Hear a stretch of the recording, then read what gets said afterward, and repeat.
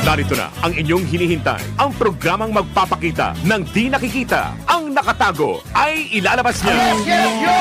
Topacio! Programang maraming ilalantad na mga sorpresa. Yo! Topacio! At ngayon, narito na po sila, ang mga kwento niyang ating mapapakinggan. Si Mr. Yes Yes Yo, Attorney Ferdy Topacio. Yo! Topacio! Yeah, mga kasama! Isang malamig-lamig pa rin na Biyernes. Ating araw 25. Tama ba ako? 26? 26! Wala! At ating petsa 26, ating araw Biyernes, ating oras, alas 11:04 ng umaga! At ito po si Atty. Ferdy Casolito, Mr. Sex Appeal, Pogi na, macho pa! Oh, Macho. Siyempre. Bumabati po sa inyo ng mabuhay po kayo at lahat ng ugat sa inyong katawan. At syempre, kasama po natin si... Juvie de Guzman, magandang umaga po sa lahat ng mga binagyo at hindi binagyo. Yan, at kasama sa binagyo yung ating transmitter. Ay. Radyo. Kaya hindi natin naman nakakasama yung ating mga suki sa radyo ngayon. Pero sa telebisyon ay masisilayan nyo ang ganda namin. Ma'am Juvie. Opo. Yeah. Ay, attorney nga pala. Meron ibang nagre-react. O kasi may tanong Opo. malaking tanong dito eh. Oh, sige po. Ngayon ay babababa. Bababa. Babababa. Yung baha. Ayan. Babababa. Ang makakasuot dyan ay si Nato Reyes. Okay. Pero hindi siya kapatid. Bababa eh. Hindi siya kapatid ni Babalu. Ay, hindi. Ay, di naman. Si Alvin Tangkol yan. Ah, Babababa. ikaw talaga. Lagot ka. Papaluin ka Sabihin ko na. sana si Senator Amy, kaso po, kaibigan natin. Papaluin ka na. Bababa. Oh, sige. Oh, Yan. anyway, ano yung sabi mong may nireklamo ka mo? Opo, Yung hindi po. mga Nag-ikot po taga tayo sa... Marikina. Yes. Alam niyo naman yung Marikina, malinis na lugar yan kasi, di ba? Ito talaga, kasi sinado mga tao. Yes, well-disciplined yung Marami lugar. tayong kaibigan na taga Marikina, si Alex Cruz, si Opo. Atty. Joey Lumangaya, Opo. si Claudine Barreto. Yes. Malilinis opo. yan. Kaya nga po eh. Oh, lalo Ako na din, si Claudine, bigla ko na... malinis yan. Yeah, Mabango pa. Uy. Bigla ko napaisip. Sabi ko, Kasi oo nga naman. Mabango Oo eh. nga naman. Kahit naman malayo ka na, aamoy mo kung mabango, di ba? Yun. Pero attorney, siguro, take note lang na yung lahat na nakikita natin, nare-recover natin sa baha, is not basura lahat. Oo. Actually, marami na ring mga Pinoy ang updated sa paano sila mag-segregate ng basura. Oo, kanya Yan. lang, ano sabi mong kanina na kinasasama ng loob ng Opo. mga taga-kababayan nating mga taga-Marikina. Ayan. Sabi nga po, yung iba daw nating mga tagapagbalita ay parang ina-assume na lahat daw yun ay basura. Hindi naman daw po. Kasi di ba sinasabi ni Pangulong Marcos, Opo, yun ang pa. problema daw ay basura. Ayun. Ayan. Yung sabi ng mga taga-Marikina, hindi naman basura yun. Mga gamit Inanod ang oo. gamit nila. Syempre po, kapag mataas po ang tubig, mahirap talaga makontrol na eh. Oo. Wala ka na talagang magagawa. Kahit sabihin mo pang bago yung gamit mo, pag natangay na ng tubig yan, wala ka nang magagawa. At saka extraordinary itong bagyo. Yes. Oo. Kaya sabi ka nila, nahigitan pa ang Ondoy. Sabi nila. Opo. Although ako, tingin ko parang hindi eh. Pero 3 points lang naman lamang. Hindi, pero para sa akin, parang hindi. Kasi Parang hindi.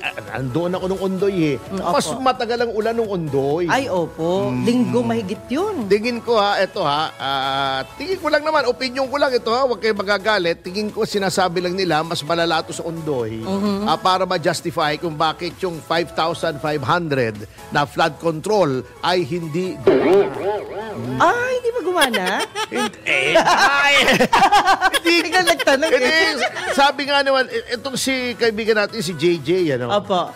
ayan nyo, talagang ito ay pinagtanggol niya si Pangulong Marcos. Okay. Oo.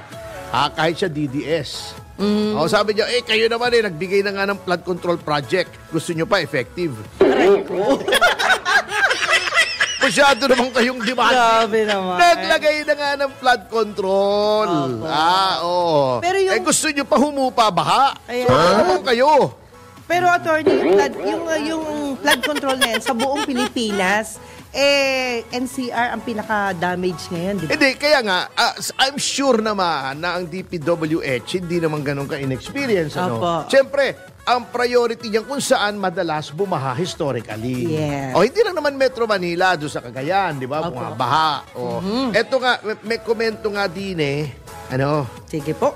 sabi nga ni, eto si DJ Chacha, kaya kapatid din natin sa, sa Hanap Buhay. Opo. Si DJ Chacha, yung katandem ni Ted Filon, ni Manong Ted. Oo. Okay. Sabi niya, sa kanyang tweet, ito public tweet ito, last year, 147.5 billion pesos, billion, Laki nun. ang total budget for flood control projects sa Metro Manila only. Kaya nga priority ang Metro Manila, di ba? Opo. Kasi sabi na buong bansa naman yan, yung mga apologists ni Pangulong Marcos. Hindi naman Metro Manila yung sinasabing 5,500, pero ang laki nitong 147.5 billion. Sabi pa ni DJ Chacha, sa laki ng halaga na yan, paulit-ulit pa rin ang problema natin sa baha. Anyari? Sumagot etong verified account ni Senator Ping Lacson. Okay. Sabi niya, ito sabi ni Ping Lacson, kongresista ito. Hi Jem. It is because most of the budget for the flood control projects flood the pockets of the proponents in Congress in connivance with the implementing agencies and their favorite contractors. Yun ang sabi ni Ping Lacson, who should know kasi bahagi siya ng Kongreso as a former senator. And I think now he's running and I think he's a shoe-in. Alam nyo, etong si Ping, we've had our differences pero one thing I can say about him, magaling na legislator at hindi ito kumukuha ng pork barrel. Noon pong meron time na dalawa sila na hindi kumukuha ng pork barrel. Si Ping lang at saka si Mayor Lim.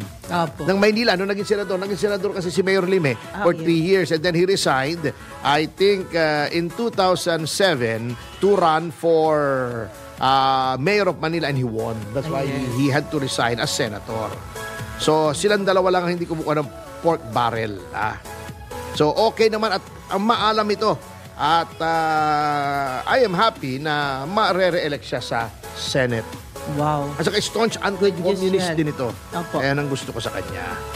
Kaya ang dami nakakapansin na anyari sa flood control. Di ba ang ginagawa ng meme ngayon sa social media habang speech, yung video ng speech ni Pangulong Marcos na may 500 ng flood control projects na nakukumpleto. Ganyan, di ba? Pinakikita yung video sa ilalim, pinapakita yung video ng baha. Para namang para namang wrong timing yung kanyang SONA. Right after the SONA, pinatunayan na sumunod na eksena. Ng sumunod na araw. Nakakalungkot lang kasi parang nasira tuloy yung kanyang konti lang naman. Hindi, nasira kasi unang-una salbahe talaga itong nagpalabas ng pulburon video. Nilabas yung mismong araw ng SONA Oo, di ba? Sinabay niya. So, nagkaroon na ng distraction, Then, 3 days ba after the SONA? Yes. Nag-fact check naman ng Karina. Opo.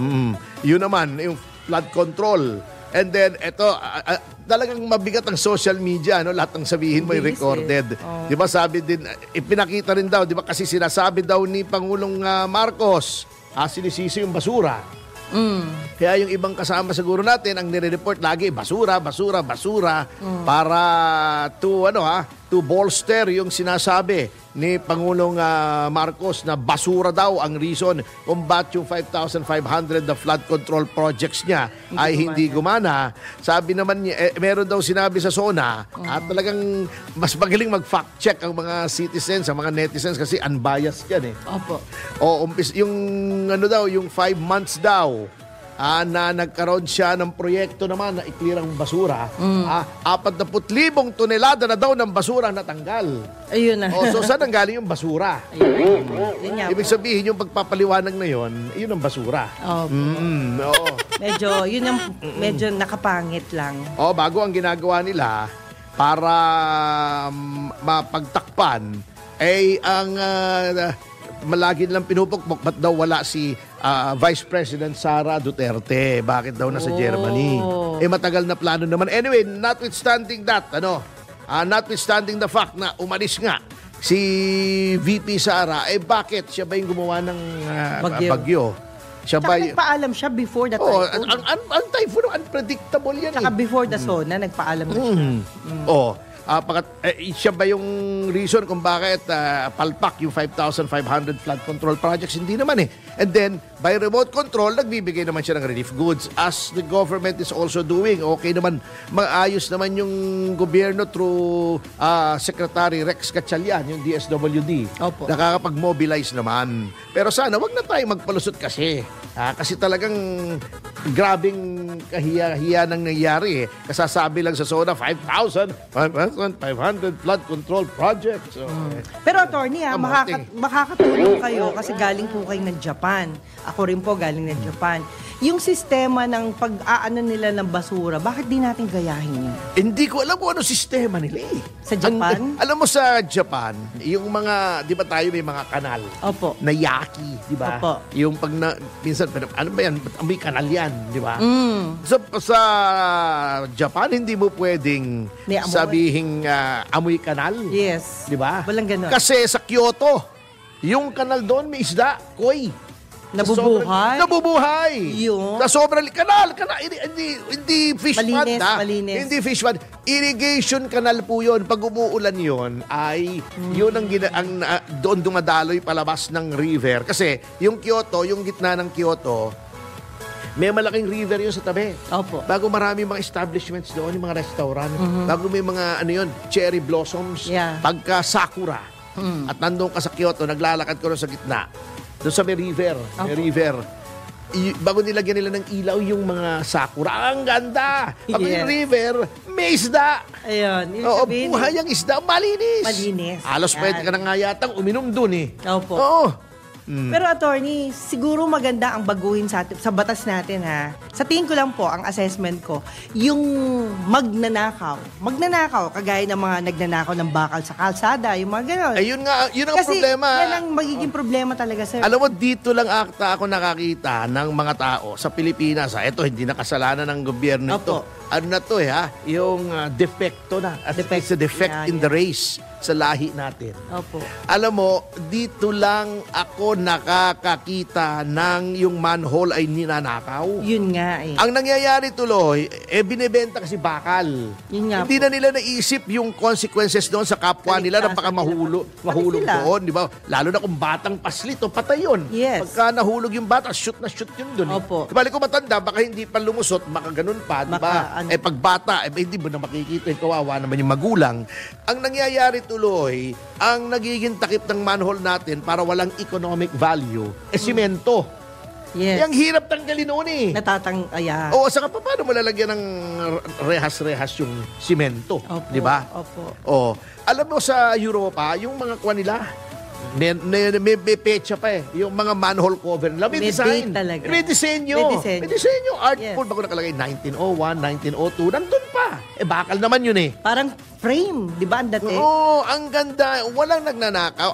Yung mga estatwa nga roon na centuries old, sa Vienna, sa Amsterdam, may mga antique na mga estatwa na nasa kasi pati sa Japan, mga sculpture. Yes. Nandoon lang sa corner. So, pag naglalakad ka, maya't maya, may makikita kang mga artwork. Walang gumagalaw. Yun nga po eh. Dito sa Pilipinas, ano nangyari? Nung panahon ni Mayor Atienza, di ba naglagay ng bangko doon sa Baywalk?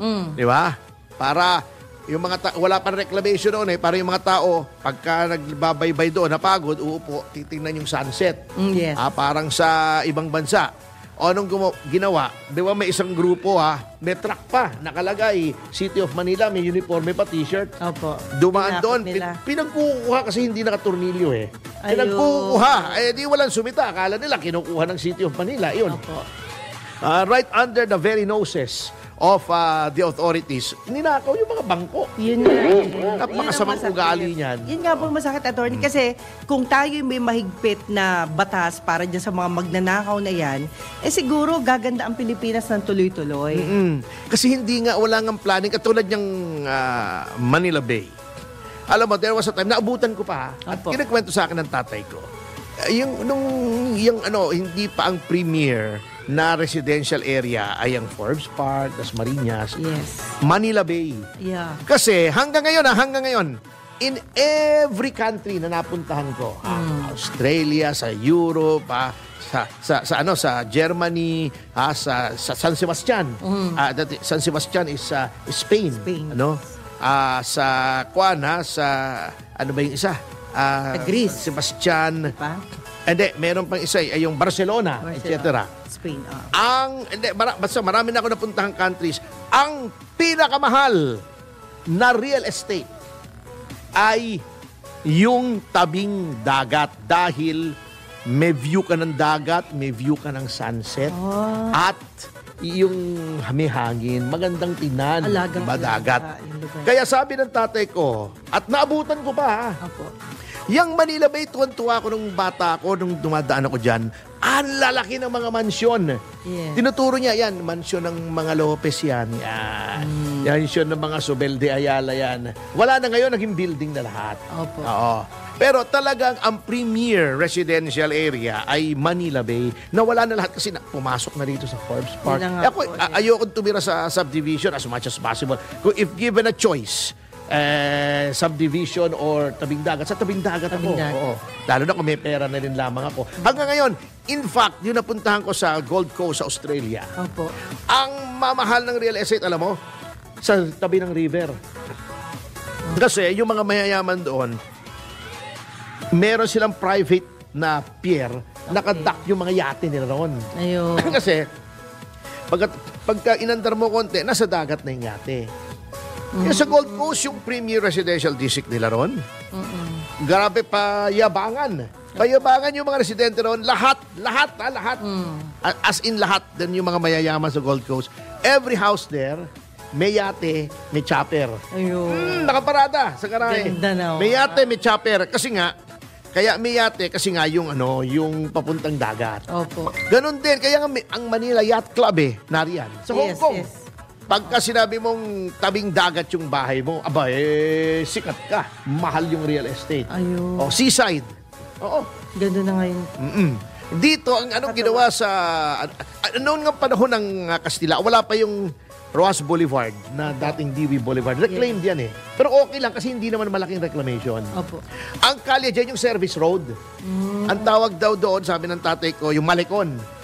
Malecon. Via Malecon. Malecon ang pangalan. Okay. Yung mga karetela doon dumadaan. Kasi nandun yung mga mansyon ng mayayaman. Then dagat na. Then nagkaroon ng Roas Boulevard, okay pa rin naman kasi tanaw. Kaya nga ganun lang kalapad ang Roas Boulevard, hindi masyadong malaki kasi para yung mga mansyon doon, tanaw pa rin nila yung dagat. O anong ginawa ngayon? Inurong doon, bago, hindi naman magkakaroon ng mga bahay, yung mga buildings yun. Pinununan ng Sinira building. mo yung famous Manila Bay sunset. Sinira mo yung famous Manila Bay. Yes. That's a problem. Ang sama ng planning Oo. At hindi ko sinisisi itong kasulukuyang administrasyon kasi panahon pa naman ng dating administrasyon yung mga planong yan. May kaibigan pa tayo nag-reclaim dyan, pasensya na kayo. Pero I have to say this, ang sama ng ganong planning Sinira mo yung bay Ang Hong Kong, ang Singapore, meron silang reclamation. Pero hindi nila nasira yung bay na ikorte nila na medyo palayo. Ayun. Sana na lang. Wala nang magandang tanawin ngayon. Kasi ang nangyari rito yung palapad Okay. Pwede naman yung manipis muna saka mo lakihan. Ayun. Oo, Yun ang para kulang. Parang sa Dubai, di ba ganoon? Opo. Ang maliit lang siya din saka lumaki. Kinorte pa nilang parang palm tree, di ba? Cute. Opo. So from above, parang palm tree. Yun ang mabigat. So, ibig sabihin yung noon pala, puro building talaga yung intention. Alin? Yung sinasabi niyo po. Yung sa Manila Bay. Hindi, dapat yun residential Okay. Kaya nga, nagsilayas na yung mga mayayaman doon kasi original. Hindi na maganda At saka naging commercialized na masyado. Sayang, ang gaganda. 4-story mansions. Gusto kong tingnan yun nung bata ako. Naabutan ko pa yung iba. Alam mo, Tony, nadigo pa ako dun. Ganun ba? Sa mansyon ni na Lopez? Sa PICC. Kala ko sa... Hindi doon, di ba? Pag nagpunta ka ng seaside, hindi ka babawalang maligo. Talaga makakaligo ka. Oo, totoo. Malinis. Doon, they tried to regain the glory somewhat Yes. doon sa Kwan, yung okay naman proyekto yun. Yung tinatawag pa nga nilang Dolomite Beach eh. Yes. Bago kinikriticize pa nila, sabi nila, mayat maya naman nilalagyan ng white sand yan eh. Alam nyo po, maraming bansang may beach na may white sand na artificial. Yes. At may maintenance. Alam nyo, lahat po ng public works, may maintenance. Okay. Hindi lang yung Dolomite Beach. Yung sinasabi nila, every 6 months, inaayos yan eh. Bakit? Ang kalye ba hindi inaayos? Minimaintain. Ang drainage ba hindi minimaintain? Ayun. Ang public building ba hindi minimaintain? Lahat ng public infrastructure, lahat ng infrastructure as a matter of fact, public or private, may maintenance. Kotse nga may maintenance eh. Yun. Motorsiklo nga may maintenance eh. Yes. Pero ba naman pagbili mo, ayan na, takbo ka na. Ito maganda agad. Di ba? May mga babae nga, high maintenance pa eh. Magastos yun. Magastos. Lahat yan may maintenance. Ayun. Yung buhok ko, high maintenance. Ayun. Kasi mahirap Pero ba? ayusin eh. Tinatago ko yung kalbo eh. Hindi na malata eh.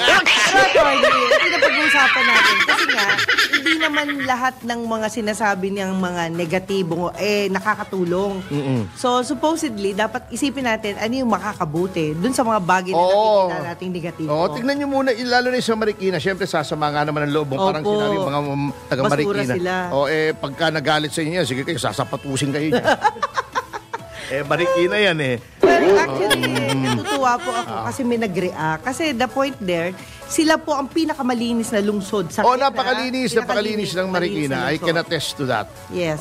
Anyway, babalik po tayo dyan sa pagbabalik ng Yes, Tomas, yung mga mga komerso, information, advertisement, matalsas, paalalahan at mga just in news, breaking news, newsback at this moment, just in. At kung ano ang katsurma na ating oras, Alas 11:25 ng umaga. 1, 2, 3. Yes!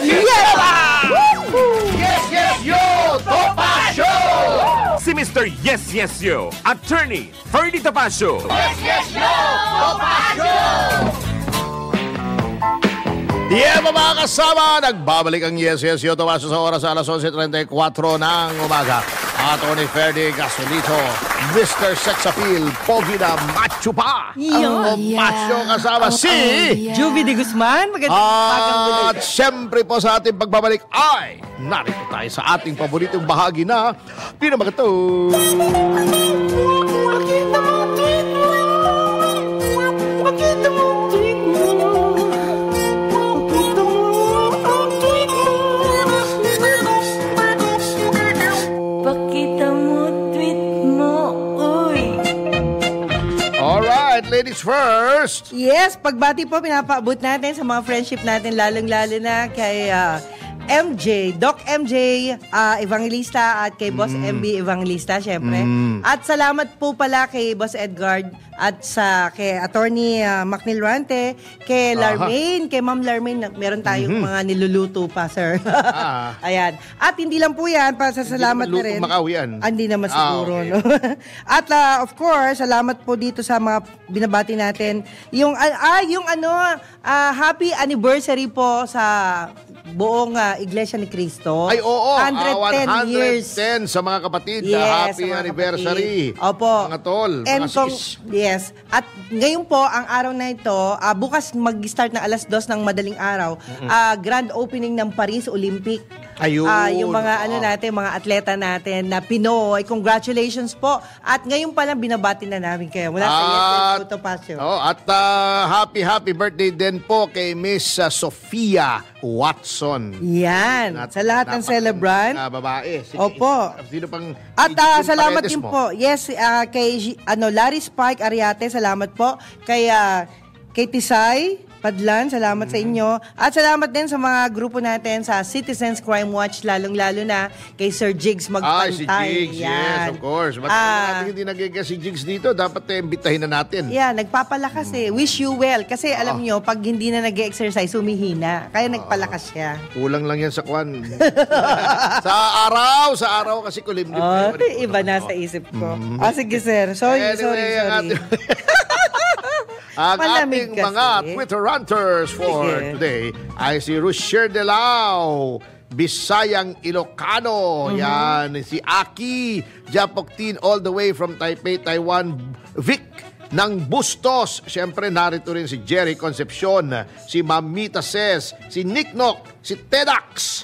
Yan, si Gunner at ang mga hindi mababanggit ay sina Devesh Dubey, June Abines, Sam Cab, Alden Almero, si Miggy Pot 29, Albert Christian, Go, ayan, si John Mangon, ito, columnist ito ng Business Mirror ng ating dyaryo. Georgia, DJB, at ang huling hindi mababanggit ay si Kuya Manzano. Siyempre, si Rolly Mendez Tomas, naririto si Michael Guy. Ayan. Si Ryan Ang, attorney Raulito Paras. Ayan, naririto rin kay Dan and Peng Florentino, mag-asawa yan at nakikinig palagi sila at ang kanilang anak na si Nikki. Alam mo naman, kilala mo si Nikki, di ba? Nikki, you're so fine, you're so fine. Mama, hey, Nikki. Hey, Nikki. Mickey pala yun, Nikki. Mali. Ayan. Anyway, pasingit lang, sir. Isa na lang. Mahilig ka talaga sa singit. Kapitan Rolly Durana. Ayan. Ayan. Master Mariner. At saka si Katirso Peralta. Ayan, At babanggitin ko rin yan talaga si Katirso. Kaya lang babanggitin ko muna sina Alex Chua Jr. Yes. Yung tatay kasi sumakabilang buhay na kaibigan ko. Junior ito. Naku, sorry po. At matagal na naman yun. Okay. At siyempre si Alex Cruz, si William Gatchalian, si Willie King, si Andrew Tan, yan, si Louie and Nats Gamboa. Ayan. At saka ating kaibigan si Selena Sevilla at ang kanyang husband na si Doc Lalen Kalayan. Si Tirso Peralta, siyempre, na nabanggit na. At si Ka-Check Talay. Ayan. At siyempre, antabayan natin yung ating magandang bisita. Pero alam mo, itong mukhang yung nangyaring 5,500 na flood control ay hindi nakatakas din ng komento sa iba nating mga leaders. Nako po. Kahit mismong si Senator Chis Escudero showing some balls finally. Teka muna, may hikaw. Hindi ako nakapanood ng SONA pero binasa ko yung transcript. May hikaw ba si Chis nung nasa SONA? Hindi ko po napansin Okay, sige. Sabi niya, ito, exact quotation to. Siguro accurate to, News 5 Okay. Ganito na lang ba tayo palagi? Sabi niya, tatanggapin na lang ba natin na pag malakas ang ulan, nagbabaha at paralisado ang normal o regular na buhay natin? What happened to building back better? Matinding pasa rin to dun sa slogan ni Pangulong Marcos. Sabi ko na nga may kinikimkim na sama ng loob to umpisa nung inagawan ng champagne ni Lisa Marcos dun sa Van de Honor. Dapat, sabi niya, dapat! Dapat na ito. Hindi na pwede ang pwede at di na pwede ang dating gawi. Yan. Biglang may tumugtog pagkasabi niya dyan, parang background music. Hindi tayo pwede. Pero Tony nga pala, may naalala lang ako. Matagal na naman bumabaha sa Pilipinas. Ever since pa, di ba? Maliit pa ako, bumabaha na talaga. Pero ito mabigat mismong si ate. Ano sabi? Si Ate Ivy. Ano sabi po? Kaleten. Sabi niya, ito yung sinabi niya.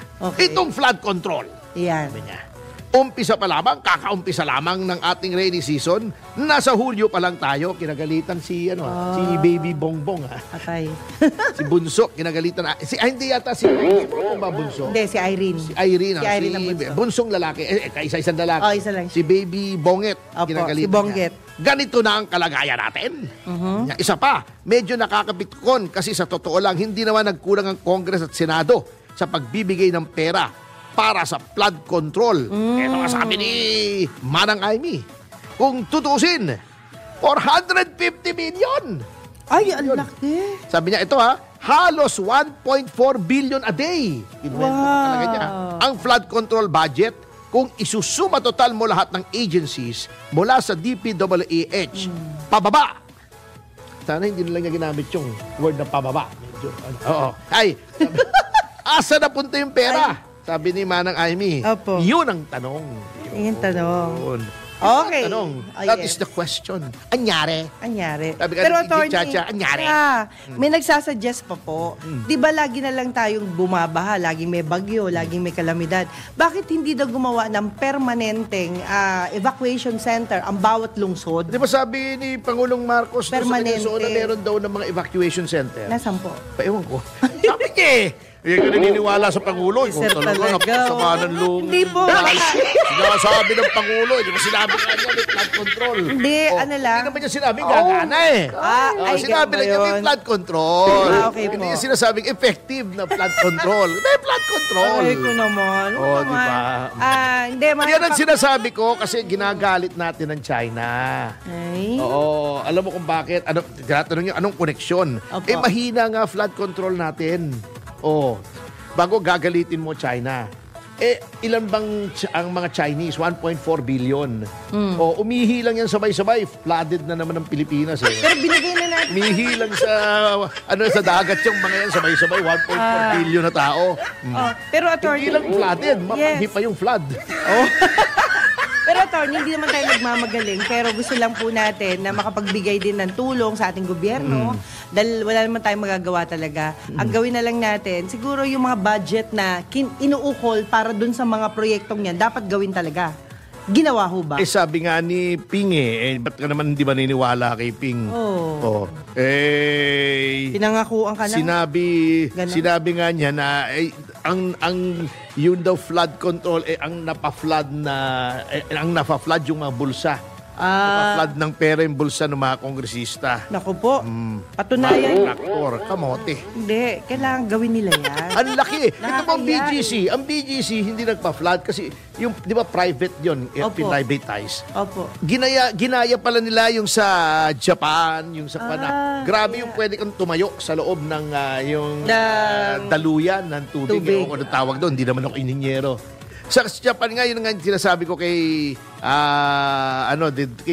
Doc Melvin, di ba? Oo. Ginawa pa nila parang tourist spot eh. Kasi ang ganda at saka linis pagka walang bagyo. Siyempre, pag may bagyo, hindi magandang pumunta ron kasi maaanod ka sa dagat malulunod ka. Alam mo, hindi magandang experience yung maaanod sa dagat Sa nakita ko, attorney, yung sinasabi nating tunnel na yon na daluyan ng tubig, hindi rin siya napupuno kahit na umuulan ng todo sa kanila. Siyempre, sa laki ba naman? May naglalakad pa nga doon habang umuulan malakas Ano ba yung napanood kong European movie? Doon pa sila naghahabulan doon doon sila nag-shooting, di ba? Sa loob. Barilan pa sila ron. Opo, yun nga sinasabi ko. Kaya sabi ko, kung kaya nilang gawin, dapat kaya rin natin. Considering ang laki. Pala ng budget. Kaya naman. Grabe. Kaya Grabe. Sabi nga ni Chris Aquino, grabe.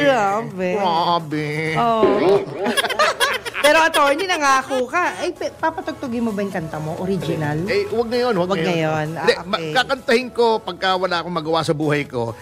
Dadalhin ko yung -1 dito. Grabe naman. At nakakantahin natin ang live. Original naman yun. Hindi naman tayo take down. At, Tsaka sayang, hindi ko mapatugtog. Akin yun Opo. Anyway, pag-usapan pa natin yan. At atin ding ipakilala ang ating panauhin sa pagbabalik ng Yes, Topacio. Ating oras, alas 11:45 ng umaga. 1, 2, 3, Hiyaba! Yes, yo, Topacio! Si Mr. Yes, Yes, Yo, Attorney Ferdy Topacio. Yes, yo, Topacio! Yeah, mga kasama! Nagbabalik ang Yes, Yes, Yo, Topacio sa oras sa alas 11:49 ng umaga! At Attorney Ferdy Topacio kasama si Juvie de Guzman? yan, at may pahabol na mga komento rito sa ano ba ito? Yung mga kaibigan natin sa Opo. X. Yan. Hanap po na lang nila kasi isa daw sa mga justifications na pinropound noon ng ating pamahalaan para sa mga EDCA sites ay ito ay dapat makatulong sa mga pangangailangan pagka may natural na kalamidad. Iyo. Oo, klarong-klaro daw ito. Ang sabi nila, anyari, bakit hindi ito to, ha? Ito daw ang, hindi pala ito. Ito daw ang, sabi, yan, for EDCA sites to boost disaster response in Philippines. Yan. Pero, wala daw naman silang nakitang mga kano na tumutulong na mag-rescue, puro Pinoy. Opo. Puro either yung galing sa ating pamahalaan or yung bayanihan spirit na tayo nag-rescue ng ating mga Casualties. Oo, katulad, may mga kaibigan ako dyan sa Pasig pala. Opo. Yung Pasig na pababa roon, ano? Yes, yes. Matindi ang baha, lubog yung mga sasakyan, ha? Ang daming ni-rescue sa mga bahay na second floor at inilikas. Kung may kamag-anak sa ibang lugar na hindi baha, doon dinala. Opo. Kung hindi, dinala sa evacuation center. So, anyari na naman daw sa Wala EDCA. naman. Di ba, ang pampabango sa EDSA, tuloy sa EDCA. Ay, yun nga, tutulong kami, sabi ng mga tutulong kami sa disaster response. Bakit hindi nila tinira ng missile si Karina? Si Karina dapat tinira nila. Ng missile, di ba? Oo, naalala ko tuloy yung nanay pala ni Bea Binene, pangalan Karina. Karina. Ay, ganon. Ay, Mami Karina. Ayan. Musta na. Anyway. Iiwan muna natin yan at dumako muna tayo rito sa ating suki dito sa YesYesyo Topacio na siya ay maghandog ng awit para sa ikahihilom ng sugat ng mundo. Ay, walang iba kundi the lovely Miss Silvana Garcia. Hi, Silvana. Hello po. Ayan. Kumusta? At ano ba yung nasa buhok mo? Parang pusa ko yata yan, ha? Kaya pala nawawala yung pusa ko. Ginawa mo sombrero, Ayan. Anyway, sabi mo mag-shoutout ka bago ka umawit. Kumanta. Yes. Apo. Hello po everyone and belated happy birthday po Sir Arnold Vega Fria. Good luck po Champ Idol Manny Pacquiao. Oo, ibinati natin kahapon si di ba? Si Arnold. Yes, kaibigan natin Apo. si Arnold. Hi Sir Sean Givans and Ma'am Valerie Givans and all OFWs. God bless po everyone. Hi po Daddy Art, Ninang Rhea Arswell, Mama Gina, Papa James, Ate Jap Jap, and Sian. And God bless po everyone. Si Yan Lim. Hindi po. Luko-luko yun Pinsan ko po. Pinsan mo si Sian Lim? Hindi po. Akala ko si Sian Lim Oo. Ayan. Okay, sige. Anyway, ano bang kakantahin mo para sa atin ngayon? Heal the world Ayan, po. yun ba yung... Ano ba yung Heal the World, Yes. Make it a better place. Yun ba yun? Apo. Yun. Okay, sige. So, para bigyan tayo ng That's it. kanyang sariling versyon ng Nagkinahawa na ako kay Pangulong Marcos. Kanyang version ng Ayan. Heal the World. Yes. Ay walang iba kundi si Miss Silvana Garcia. Yay!